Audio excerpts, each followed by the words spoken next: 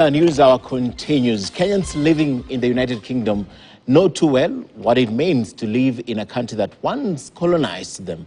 Now, this knowledge was perhaps laid bare in a historic move that saw Kenyan artists, for the first time in history, allowed to display Kenyan artwork in a London gallery. KTN's Timothy Otieno witnessed history in the making and filed the following report, where amateur artists got a chance to impress art fans. At the heart of London's quiet streets, history is slowly unfolding in a room full of art lovers eager to learn more about Kenya as the country celebrates 60 years of independence. One of the art enthusiasts we come across is Teresa Masharia, who has been navigating this gallery, quenching her thirst for Kenyan creativity. What has been your most interesting piece? Which one has caught your eye? I would have to say it's Blossom of Garden by Simon Marui. It's just got this otherworldly essence to it, very similar to Sharon's work. We see a depiction of human life that doesn't have a very human figure. It's Sharon's work looks at a penguin as the feature, but in Marui's work, we don't even have a face. We have a flower and an eye as the center, as a representation of a being, with all these other details that speak to an essence that's deeper than what's surface. Teresa forms part of an audience who traveled from far and wide to witness Kenya's first ever art exhibition in downtown London. Wilhelm Treffer traveled all the way from Germany to get to see the artwork displayed here today. He admits he's not much of an art enthusiast, but appreciates the difference in Kenyan artwork compared to that of his home country. Kenyan art is very warm somehow, you know, and lively.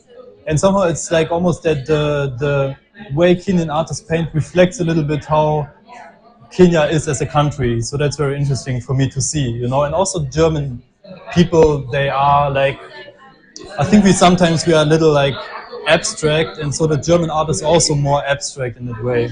So I found it interesting to see the difference. The exhibition has been made possible through the collaboration of the Kenyan Embassy in the United Kingdom and saw more than 35 artworks put on display.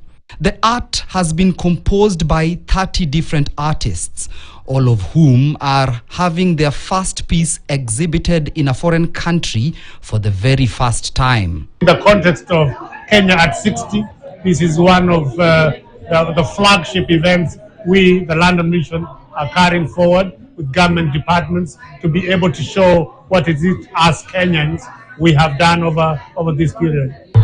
These exhibitions will be part of celebrating young people, but also celebrating their creativity. Goes well with the theme of Jamhuri Day. Sharon Gikonge just turned 22 years old a month ago and is among the artists whose work is being viewed here today.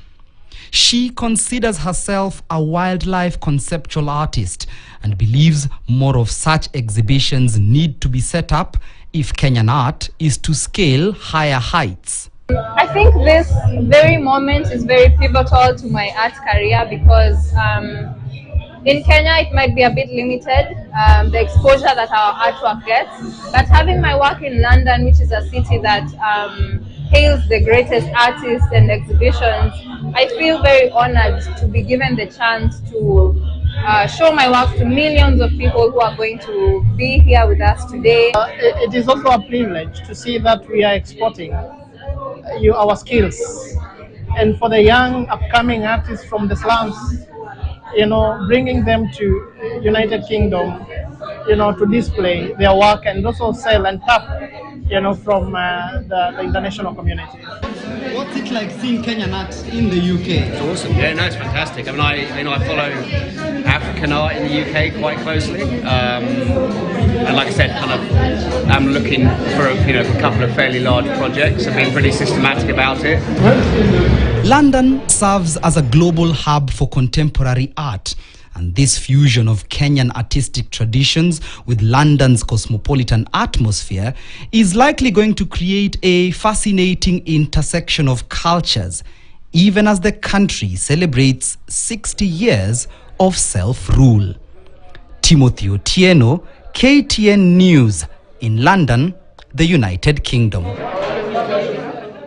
Very nice story by